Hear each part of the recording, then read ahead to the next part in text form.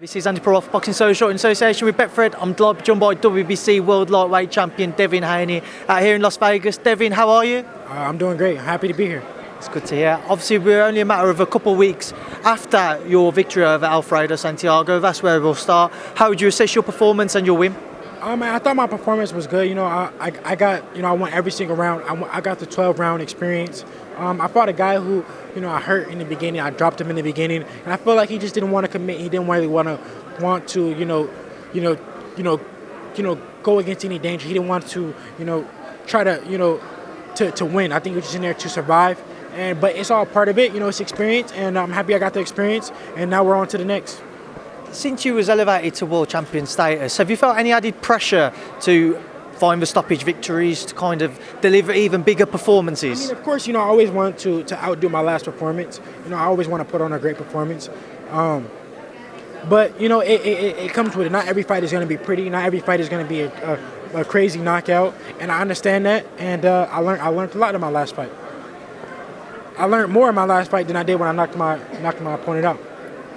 How have you found it being a world champion? Before you was trying to chase a world title fight, and now you have it and you've got the shark circling beneath you. How have you found it? It's great. It's all a dream come true. Some days I still, can't believe it that I'm world champion. I'm so young, and I didn't think I would be here this early at this point in my career, but I'm blessed, and I thank God every day for it. That's one thing I want to ask you. How do you stay so level-headed, being a world champion, being in these types of places, travelling around the world, etc.? How do you make sure that you stay focused on your boxing and you don't allow the other things away from the boxing world to kind of interrupt your life? At the end of the day, I'm still going to be me. I'm still, true to myself. I never will get out of character. Well, I try not to ever get out of character. So that's what it's all about, being true to yourself, trusting in God, believing in God, and that's it.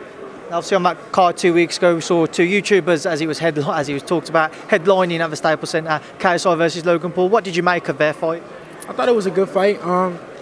It wasn't much skill showed in the fight, but both of those guys went in there and they laid it all on the line, and it was entertaining. I can't lie. And just obviously reflect it back to yourself. What are you looking at? What have you got kind of lined up for 2020? What are you spoke to Eddie Hearn about? Well, I have a mandatory March. Javier Fortuna is my mandatory. So right now we're in negotiations for that, and it's looking like that'll happen in March. Now, obviously, I know that people have asked you about it already. Lomachenko, he's come out and said a few words recently about him not applying to become franchise champion, and that you only became world champion because he vacated and you hadn't fought or done anything to deserve to become a world champion as of yet. What did you make of his words? Well, why did he vacate? He said that he vacated, but why? Do you know? That's something I can't answer. Nobody knows why he vacated. He didn't have to vacate. He could have just fought me. Nobody forced him to vacate. Nobody forced him to go to Cancun. Nobody forced him to become franchise champion. Why did he do any of these things? Nobody knows. How frustrating a scenario has it been for you to hear about these things and not being able to either get in touch with Vasil or kind of speak through people to kind of understand where he was coming from? It doesn't really. I knew that he was going to say this. I knew that this time would come, so it don't bother me too much.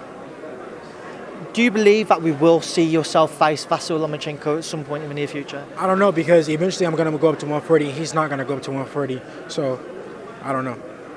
In Eddie Hearn's words as well, he says that to become world champion, he needs to fight you. He needs to have the normal WBC world title. Do you believe that to be the case as well if he wanted to become undisputed? 100%. If you can't become undisputed with a franchise title, nobody can win it. You can't win it. Teofimo, Comey can't win it. You're not undisputed.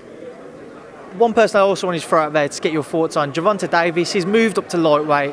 Would it be a fight that would interest you? Huge fight, massive fight. Yes.